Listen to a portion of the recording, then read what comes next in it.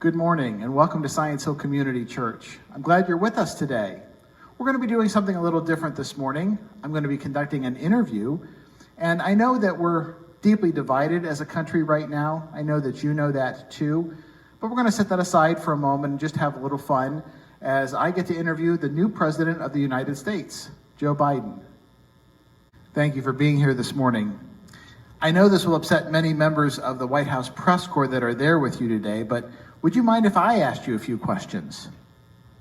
Now,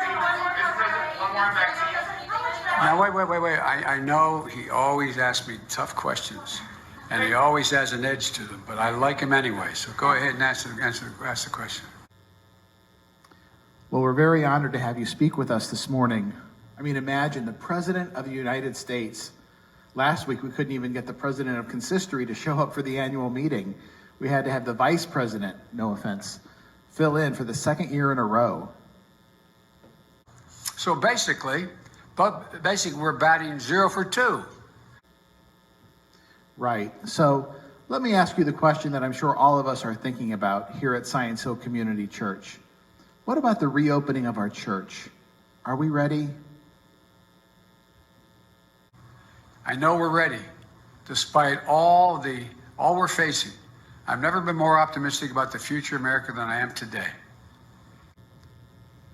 Well, we're talking about opening up 3 main areas of ministry in the coming weeks. We've got worship services, we've got community connection, and we've got Sunday school.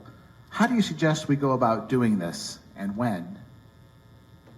I'll try to answer the 3 parts of your question as I heard them. 1, time is of the essence. Time is of the essence. And I must tell you, I'm reluctant to cherry pick and take out 1 or 2 items here and then have to go through it again because these all are kind of, they go sort of hand in glove, each of these issues. Some people have expressed concern that when they come back to Science Hill Community Church that their pew will be closed off and they might have to find a new position in the sanctuary. Any suggestions on how to handle that? But here's the deal, it's interesting, and I know you ask a lot of these questions, you know the answers, but you have to help educate the public as well. I'm not suggesting you don't know what I'm about to say. No one wants to give up on their position until there's no other alternative. Mr. President, when do you think we'll be able to celebrate Easter? Oh, I know. I think it'll be this spring. I think we'll be able to do that this spring. But it's going to be a logistical challenge that exceeds anything we've ever tried. You know, I have several members here at Science Hill Church that think my sermons are too long. What do you think I should tell them when they come for worship? It's going to take time. It's going to take a heck of a lot of time. What do you think is the best way to talk about financial stewardship with the congregation, specifically tithing? Do you recommend a direct or an indirect approach? We're setting clear directives and clear explanations. We're going to go to the core issue with a centralized, coordinated effort. You know, it's been suggested that we start sending out teams of people from our congregation out into the community to knock on doors and explain the gospel. What do you think of an idea like that?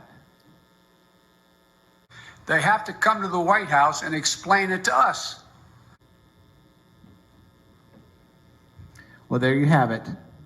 Now, in the interest of fair play and equal time, next week we're going to have a different special guest. And I was really surprised that he was available to be interviewed. He's sometimes hard to get. So let me ask, sir, is there anything that you would like to say about your appearance with us next week at Science Hill Community Church?